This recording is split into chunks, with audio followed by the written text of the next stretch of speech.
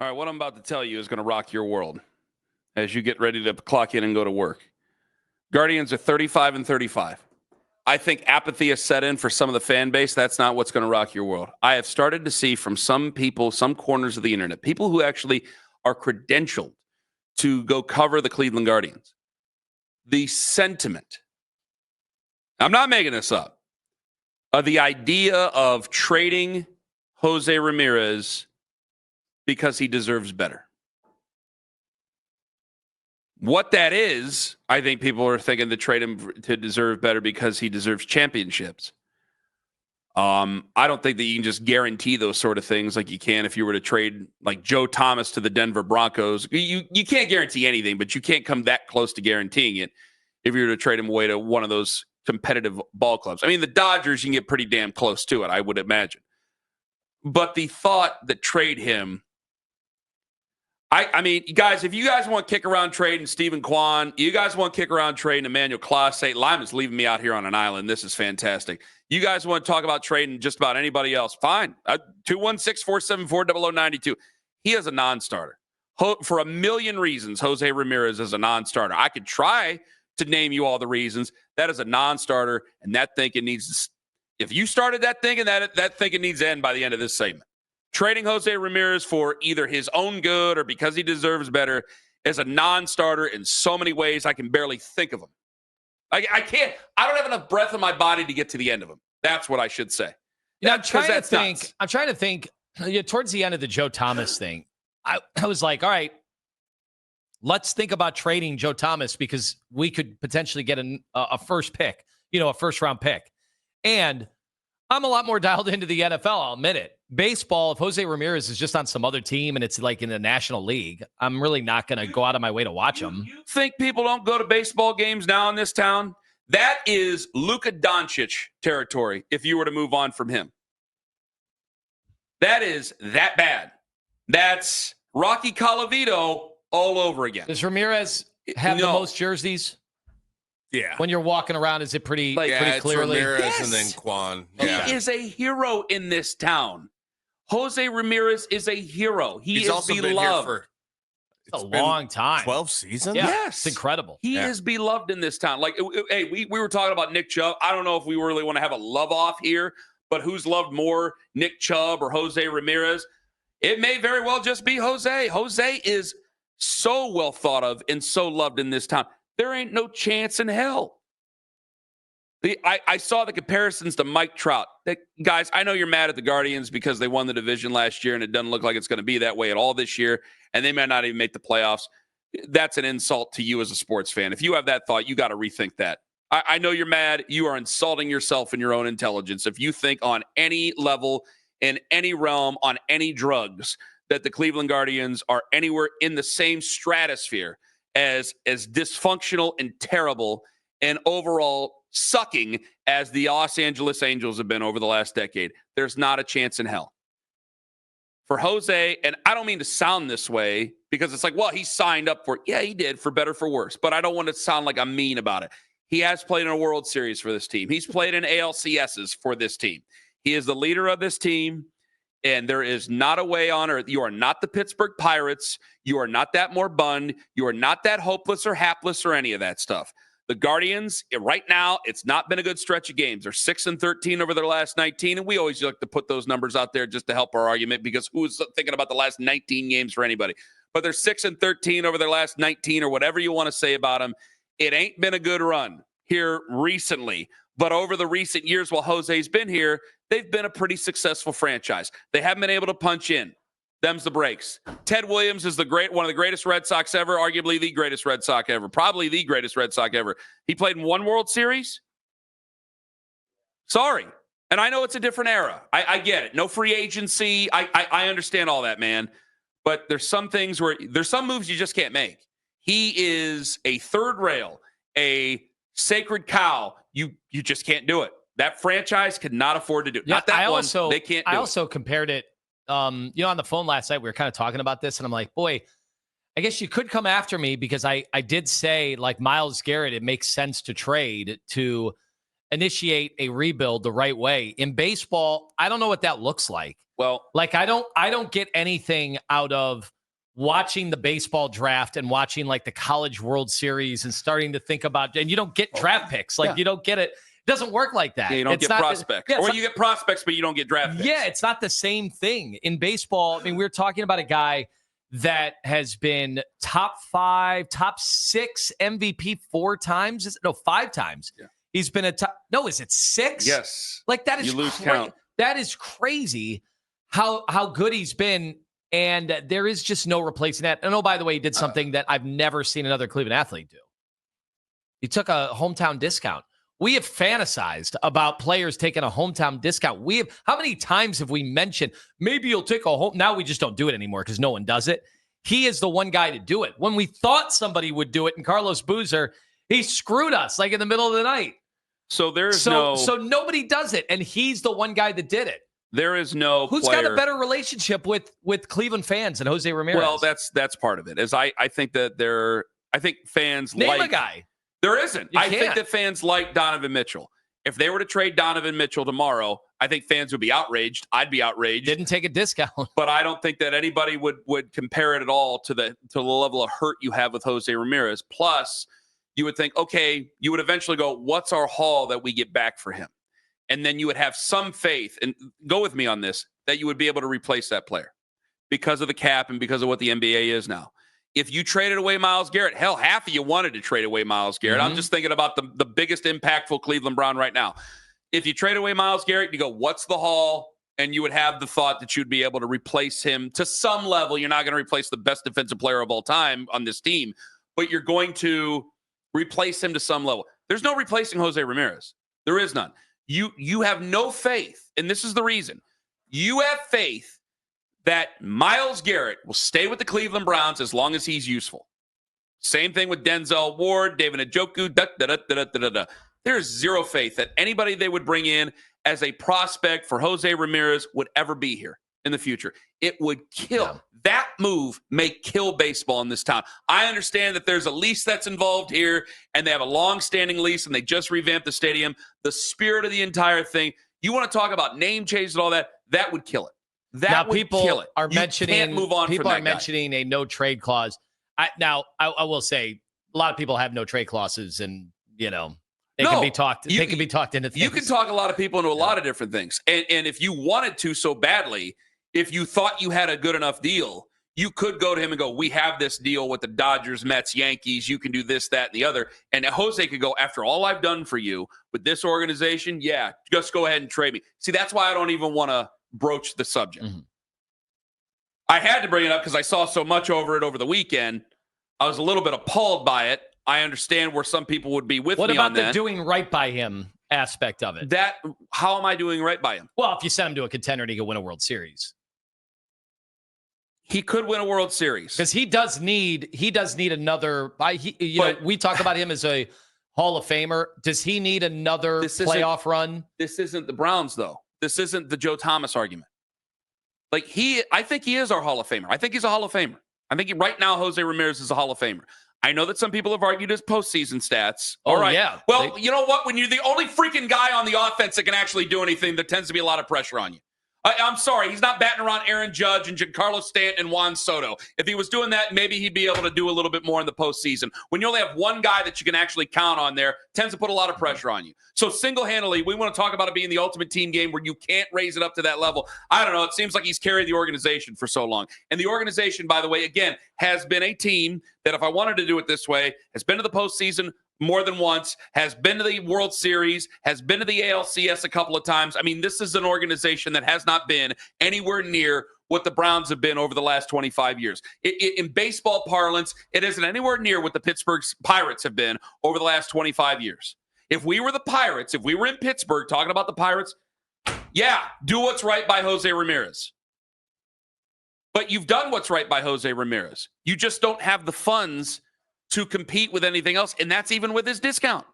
What we believe. I'm sure there's people who definitely think differently on that. I can't prove you otherwise because there's no books to open up. So it's just our personal beliefs. But what's doing right by Jose Ramirez? They've done as best they could, but when you get to the postseason, it's Jose and a bunch of plucky underdog kids who you have hope for, and you have those moments every now and then, Lane Thomas's grand slam, that whole thing, but really it's on Jose. And it's very, very hard for him to carry the entire lineup against what the Yankees have, against what the Dodgers would have in a World Series, what the Mets would have in a World Series. It's very difficult to do. So they've done probably as well as they can by Jose Ramirez. Probably. And I don't know for sure because there's no books. But you got to think about the health of the sport in the town. He's your guy. He's why people go to the games. No. I know you guys are frustrated. It's been a frustrating run here over the last few weeks. They have played listless baseball. 35-35 isn't anywhere near what constitutes doing right by him and taking that type of risk and losing the faith of the fans that you have. Not a chance. I have got some pushback about my Jose stuff. The question of what they've done, have they done right by him? Have they done right by Jose? It's a difficult question to answer. I don't know if any of us has a full answer, but I think we have no shortage of opinions on it. And my issue was, again, it's a frustrating time. It's the perfect time of year for something like that to percolate because it's a June swoon. They're on the road. They have not played well. They haven't played well in a couple of weeks. They've so far had one of the tougher schedules in Major League Baseball. Oh, and you said 6th toughest schedule in Major League Baseball. Yeah. They're about to be turning it into the 28th toughest schedule in Major League Baseball. Thank you very much for that fact. It's been a rough stretch for them. And people start to get frustrated and they toy with the notions. And one of the notions that some of the people have toyed with is slaughtering a sacred cow, something you can't do. And in most sports, nobody is above the organization. And in a lot of towns, nobody's above the organization. Do you think Cooper Flagg's going to be really good? Good. I don't know if he's going to be transcendent. Will he be Luka good? No, I don't think so. Okay. So you could try to wrap yourself around that idea if you want to. But it's had a very, very, very bad effect in the Luka trade with the Dallas Mavericks. I think this would be Luka-esque, even worse. There are people who go to the ball games, and this is a ticket-driven organization. Boy, they've pounded that down your throat. They go to the ball games to see him. And then you know what? They understand if he doesn't play. That's how much he's loved. Like if you go on a Sunday, like I told you, I took Axel to that Astros game a couple years ago, and he wasn't in the lineup on a Sunday. And he's like, "Where's Jose?" And I go, "He's got the day off, and we all understand. It's a getaway day." Like, what other player has that? Yeah, you don't say, "Oh, it's load management for Jose." Yeah, it's amazing. So, okay, do you care? That's how obviously loved he his is here. Stats are still like his stats make it look like he's in his prime, but the reality is he's 32. So you don't expect him to be able to continue to put up these numbers for many more years after this, right? So I didn't even expect him to have these numbers this year. So does it matter at all if we're talking like if there was a blockbuster trade out there that if you got this all-time return, I know this isn't the NBA, it's not the NFL, we don't think of it in those terms. I know you. Does it matter to you that he's not technically in his athletic prime anymore? No, I know I'm supposed to say Luka was in his prime when he got traded. I know I'm not supposed to say never say never. I'm saying never. I'm saying never. I don't know what he'll be at the end of the contract and what age he'll be at the end of the contract, I should say, where he will be at in his prowess at the end of the deal. But my God, he may get to the end of the deal and he might have a little bit left in him. And then some team might want to, I can't deny those thoughts. But he is the organization, folks. He is the city. And there's been some, I get the frustration, man, but you're toying around with some dangerous stuff. That's dangerous. And you want to talk about, hey, we're a 3-sport town. Lima, you mention all the time, are we a real sports town? You guys only want to talk about the Browns sometimes, only football sometimes. Don't want to get into the Cavs the way you want to, or maybe get into the Guardians the way I want to, and so many stuff. You're going to kill it. You will kill it right here in the city. If that guy has anything left and you moved on from him, they'd never forgive the organization. If you were going to do it, you better make sure that David Blitzer takes over right after because they'll never forgive you. He can't make that trade. New guy can't come in and make that trade. Old guy still can't make that trade because then Paul Dolan's from here. He doesn't want to be reviled for the rest of his life here. Maybe I could always try to defend it in some way. I don't want to, but you could always go, hey, you know what? Like when he finally does relinquish command of the Guardians as the principal owner and were to give way to David Blitzer or whoever else, I could go, hey, you know what? He was a sound businessman. I know some people are rolling their eyes as hard as they can. This is baseball, guys. This is what we do in Major League Baseball. He's a sound businessman, kept the right people in place, made the right investments when it comes to players. They were a pretty successful franchise. They just never got over the hump. They came as close as you could without doing it. And I can respect that to a certain level. Didn't like what he had to say about Francisco Lindor a few years ago at the Greater Cleveland Sports Awards, but that would probably get eschewed somewhere else. But, man, you make that move, that's – like, you didn't move the team. That's not Modell territory. That's pretty damn close for a lot of fans out there. 216-474-0092. Mike and Elyria, you're first up on the Fan. Yellow. Hey, good morning, guys. You know what? I'm going to have to disagree with you and push back a little bit here. I don't think that they've done right by him. As a matter of fact, I think that they've done nothing. We're talking about an organization that not too long ago had not only Jose Ramirez, but Francisco Lindor on the same roster and did nothing then. They didn't go all in. They haven't. Wait. What do you mean? What year are you talking about? 2017, they definitely went all in. 2016, they got Andrew Miller. 2017, Encarnacion. Yeah. I guess I can give you that. But, I mean, Andrew Miller went on one of the great postseason runs of all time. Absolutely.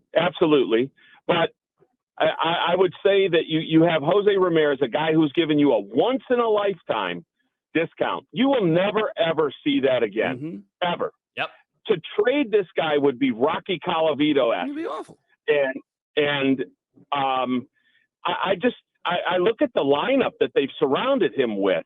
I mean, we had not just a week ago, we had, what is his name? Will Wilson playing second base.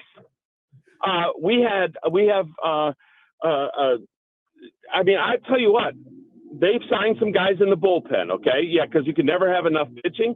I would have kept Pedro Avila over some of those guys that they've brought in. Matt Festa, that's your big signing. You bought him from the Texas Rangers. Well, Mike, what have you done with position players? Well, Mike, I can't one position player. You got rid of two. And I know you're going to say, hey, it's great they got out of that Jimenez contract. He did get They're the idiots that signed him to it in the first place. Yeah, they were, but they at least got out of that contract. You could still be eating that contract. That's not a good defense. It doesn't. How does that benefit the Cleveland Guardians? It doesn't. How does that benefit them? It doesn't. Listen. I can't. I'm not yelling at you. You notice I'm not getting mad at you in red face and getting all emotional and vulgar with you, Mike. Because listen, I think a lot of people would agree with you on that. I do. Right. The only thing I can offer is something that you're not going to accept. Is that they get their salary from their television deal. That was a rug that was pulled out from under them. And we could talk about how much more money they get when it comes to merchandise, when it comes to the television revenue that's shared with Major League Baseball, and how much millions of dollars they get just to open up the door. I know we can get to a big thing. There are very big operating expenses that they have to meet to that. And I know you're not going to accept that, but that's just the truth of the matter of what it is. I understand what you're saying 100%, and I agree. They're in a tough bind right now. But I will also come back to you and say this. When they did have a television deal, they were very satisfied being on the fringe. They were very satisfied with that because – and I'll tell you another thing. If they were to trade Jose Ramirez, I will walk away from this organization, like you said, and never come back. I'm already halfway there because of just the lack of spending. And it's not even just the Guardians. It's baseball in general, because I've been saying for years, they need a floor and they need a ceiling. Yes. And until they fix that, baseball's in trouble. And they keep ignoring the fact. And then they're worried about going out, having 45 different streaming places for baseball and everything. They're going about this all wrong. They're losing more people, I think, than they're gaining. When they were on the fringe, I don't disagree with any of that, Mike. Thank you very much for the call. When they were on the fringe, like you call it the fringe, they are in a very weird spot where they were trying to thread a needle. They spent what? Their most they spent was $133 million there in 2017 after the 2016 season. Now, I got to go check the numbers on that. It's in that neighborhood of the 130 millions or somewhere in there. You were right. I mean, they went out, they got Edwin Encarnacion, they went out and they got Andrew Miller. These were good things that they did. They went out, they tried to bring in other guys. What they are fearful of, what they cannot afford, and this is the difference, they can't afford the 10-year, $300 million contract. Like, we're talking about the Yankees on the phone yesterday. Yeah, they couldn't get Juan Soto for $765 million for 15 years. They still went out and got a great pitcher in Max Fried for what? Almost 300? What was it? $218 million? That's their consolation prize in New York, is Max Fried, a Cy Young pitcher who no one can hit for triple digits millions. We got one triple digit guy. That's all we're going to have. So you can't go out and you could pay the front of it, maybe. You could pay the first year or two, maybe. And then you get to a point where, like, hey, I got to trade this guy. And if he gets hurt, I got to pay the freight on all of it. All of it. So you can't afford the last 7 years of a contract, or 8 years even. And so these other teams, when we start to get in these matches, we're not the only team that's doing this. There's 27 other teams that are doing this. 26 other teams, because we're the 27th. There's 3 teams in there that are able to do something different. There's a couple teams that are actually able to do it, but they're not going to be wanting to or willing to. Matt on the road, you're next up on the Fan. Hey guys, how's it going? Wonderful, Matt. You go right on ahead. Oh yeah, no, I'm just delighted by this conversation. Like first off, like Jose just needs to walk in and just be like, look, do right by me, get me the what out of here, because this organization is not serious about winning.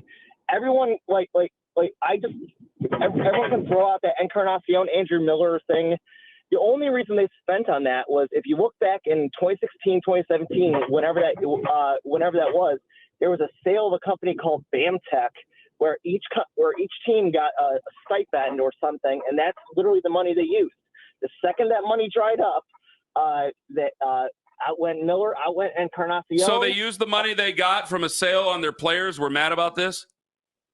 Well, but what I'm saying is they only used that money. Wait. You wanted them to spend money on players. You're giving me an example where they spent an influx of money on players. What's the problem? Okay, but the whole point is, the second that extra money that wasn't theirs went in, they start cutting payroll again. Because they can't afford it anymore.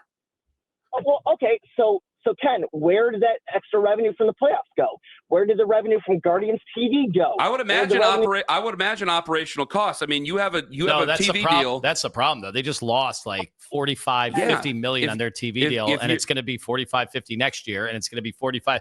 They don't have any bidders. Like this town, unfortunately, towns like this, there's no regional money deal. to make money, guys. If I had $120 million coming in over the next 3 years, and then I got it chopped down to $30 million over the next 3 years, some guys are going to have to go. Okay, well, real quick question here. You guys got me? No. Yeah. Okay, so these guys are claiming they're poor.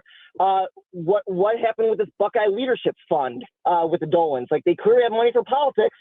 But you're claiming that you're too poor to run a baseball team. Small market. Well, they're not poor. They're not poor. No, Matt. No one's claiming they're poor. They're not. And thank you very much for the call. They got $4.6 billion as a family sitting in the family trust. They're not poor, but they're going to operate the business as a business. It's hard for me to demand them to go in the red as a business. If you go into the red as a business, they're always going to protect themselves. So I'm not trying to stick up for a billionaire here in this case, because, yes, his family is worth billions of dollars. But he's going to operate the organization as a business, and it's protected, that organization, because, yeah, he could operate into the red, and they can end up winning 87 games this next year and getting bounced into the wild card, and then all of a sudden he's got to let people go because his family's not going to let him spend into the red. You're not going to do that. I heard what you said there, Owen. You said, well, you got to spend money to make money. I was saying that sarcastically. So I know, but there are people that believe that, but if they went out and got one free agency, when you call in and go, well, they got money, so they spend it, but now they're not spending because they don't have money. Well, do people calling in with that thought processing? What's your bill situation at home? Are you living in a cardboard box now because you went out and got all the nicest appliances and couldn't afford it, but you're in the red now? Well, your issue is because he's got to keep more than just the players employed. It sucks that it's a business, guys, but it's a business. Like, because it's not a business for us. Yeah. It's not. Well, it's not a business for me. And the advantage, it's how I enjoy my summer. Yes. And the advantage that the other sports get that they don't is that you don't really get to talk. You don't have to turn it into a business every time you talk about it. Give me the baseball talk that doesn't turn everything, with the exception of 3 cities, that doesn't turn everything into a business. Yeah, they're fielding the same calls. 2 cities, really. They're fielding the same calls in like 20 plus other cities. Even St. Louis. Well, they're going to cut back. Yes.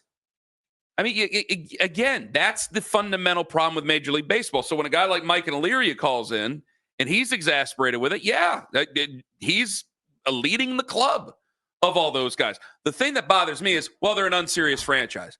No, if they were an unserious franchise, they'd be firing everybody left and right. You'd have the owner out there making decisions for it. That's what you would be doing. That's not a serious franchise. This is a serious franchise that, yes, is binded by the money that they don't have compared to the other ones.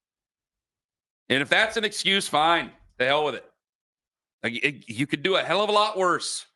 And you have with owners in the past. And I'll tell you what, we always wish that all these other guys come in. Man, they ain't Santa Claus. I expect when David Blitzer comes in, I'm sure he's going to make a splash, but I expect him to operate it as a business, which means if things continue the way they are, you are going to have the same arguments, God willing, I'm still with you guys, that in 2035 as we're having right now in 2025 about David Blitzer not spending money on the team.